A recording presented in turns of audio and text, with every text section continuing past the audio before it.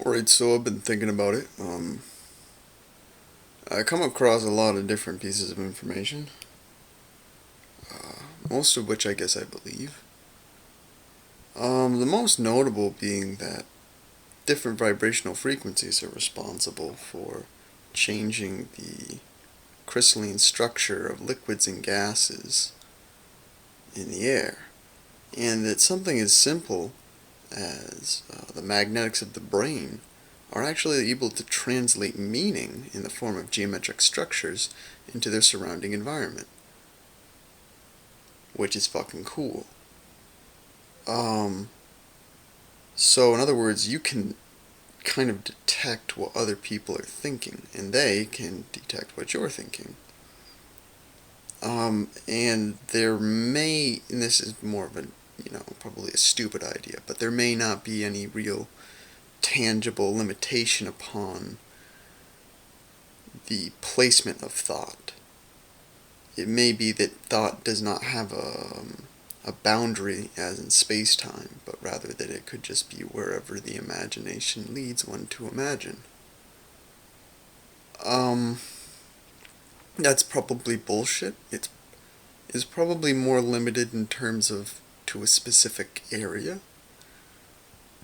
One who enters into the land of the slaves may be for a time period disgruntled and upset because of the negative feelings that are constantly explored by the inhabitants.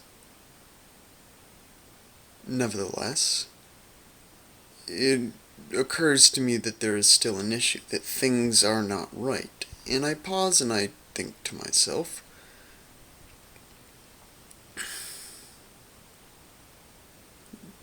there was a statement at the end of George Orwell's 1984. The point of revolution is to create a dictatorship, right? So, revolution will create the dictatorship, which will create the revolution, which will create the dictatorship. And so by simply seizing power, there will not be any revolution to create the next dictatorship. There will be no repetition of the cycles. The fractals will end, which is, first of all, not good. Fractals are supposed to continue. The issue is that the fractals have a negative cycle which suck. Very simple. And it would be better to create some kind of stasis, a less violent up and down upheaval of crisis. So to simply create or take power for the purposes of creating change amongst the population is not possible. We understand this to be true. Now, the New World Order, which looks to create power, has one very good point and obviously one problem. The one very good point is that whenever you create a revolution, the masses as a whole are simply incapable of recognizing what the fuck is going on. So whenever a revolution does occur, the individuals who move to power are never pure. They always have some sort of inner desire, which is that of power, an impurity. They are not like an ant-like structure which only moves to create good for the community, for the existence as a whole, right? And so one would argue that anything which is other than that would obviously be creating a problem. We don't have to think very hard to recognize that. This is very simplistic. We know the difference between right and wrong. It's inherently as simple as positive and negative magnetics. It's very simple to understand. So the issue that lies is that whenever, it's not necessarily that an individual wants power for themselves. That is not the problem that lies. The issue is not that people can be corrupted. That is not the problem. The issue is not money. The issue is not desire. Desire is good. We know this. That which we want, we should take. Why wouldn't we? But in terms of a long-term intelligent notion, for instance, we wouldn't, be like, well, I want to eat 100 cows today, and then go slaughter 100 cows when all you have is 150 cows. You would only be left with 50. That would be stupid.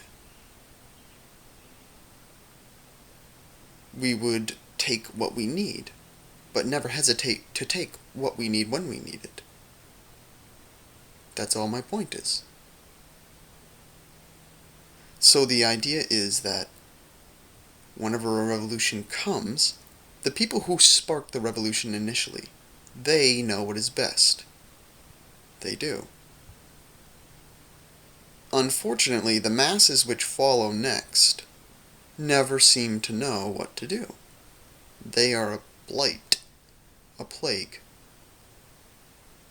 It comes down to an issue of awareness. Those who are aware the last are generally the least important, but have the most weight because they are the masses.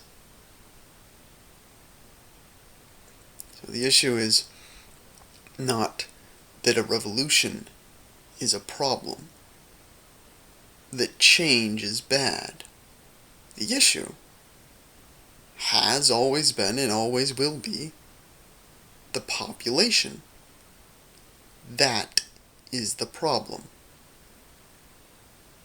Lack of intelligence is the problem. It's the only problem there's ever been. That's the only problem there ever will be. And that is mainly due to, I would guess, an inability of individuals to understand their environment. Mostly due to the creation of this thing called the ego. And the ego is this blinding force. It's discussed it in the last Gentiles video. The blinding force is the thing that prevents you from making the correct decision. It is the thing that tells you that there is a social taboo to follow. It is the processing of information, and it can easily be corrupted. As with all weak structures, anything that is weak can be corrupted. That which is corruptible is weak. So the goal is obviously not to create a weak system, which is what the New World Order will be. If I were an alien, once again, my goal would be to simply take your brains. And chances are, if I were intelligent enough, I would be able to simply control your brains without you having any idea whatsoever. Like marionettes. So the issue is not, is change the problem? Is revolution, the cause of revolution? is the revolution that stops the dictator only the next step in creating the next dictator? And that is a fallacy. That is just a statistical error. The issue is not the revolution. The issue is the people performing the revolution. I feel like that's really simplistic and easy to understand, but some people, they just don't get that. So when I say to them, no, the goal should not be to create a new world order of unchanging rigidity. That is the greatest mistake of all.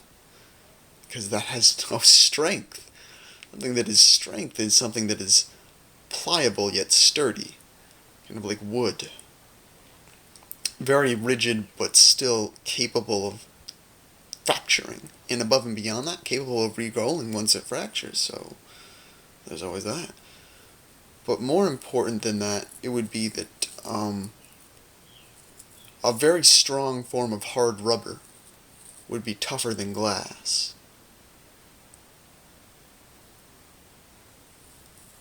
And that is the goal.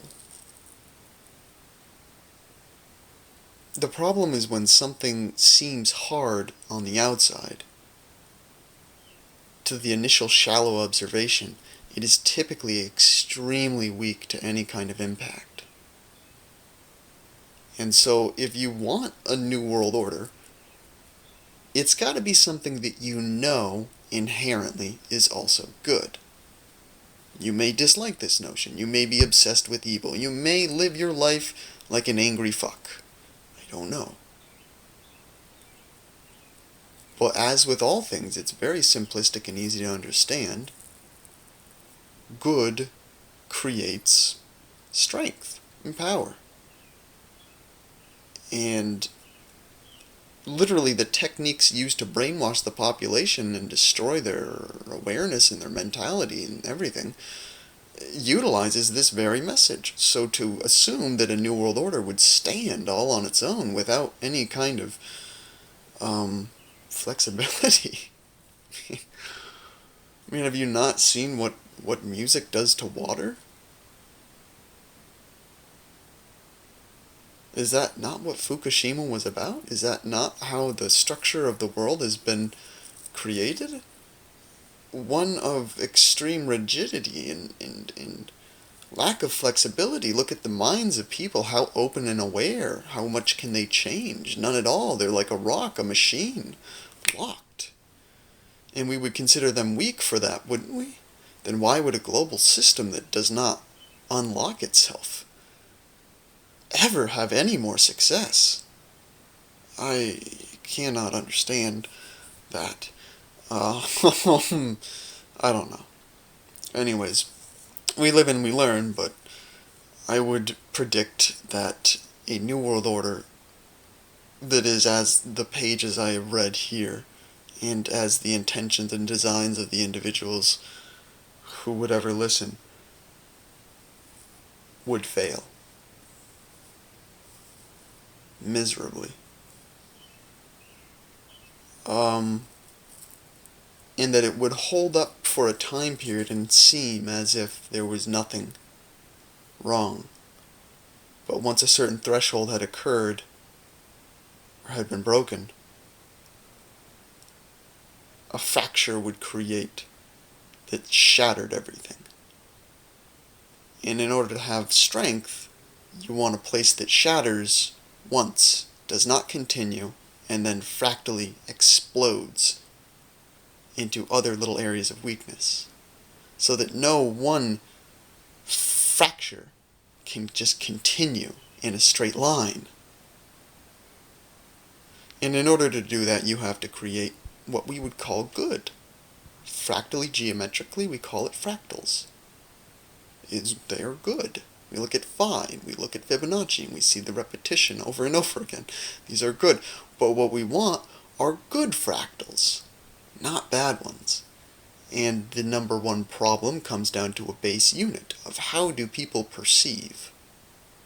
Now, while it may not be possible for all individuals to perceive, we can simply look at whether or not somebody's retarded or not, and know that they're reaching their potential and their limit very quickly in life. Nonetheless, I started off relatively stupid and became significantly more intelligent. And I'm quite sure that in a post-New World Order world, that a New World Order, again, because you cannot ignore fractals, will be created where intelligence is the only thing that reigns supreme, and power is not something that can be captured but for a fleeting period of time.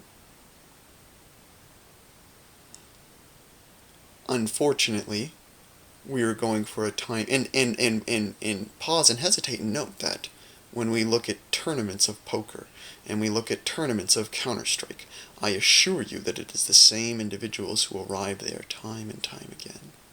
But every once in a while it's a member like Zest who shows up and destroys all the competition. And that is what is needed. A period of never-ending, continuous complexity in building. Never-ending competition. But one which has no downsides, one where the reload button is infinite. And there are no ramifications for losing. When a war occurs, there is no nuclear war that ends everything. And that is what computers bring us.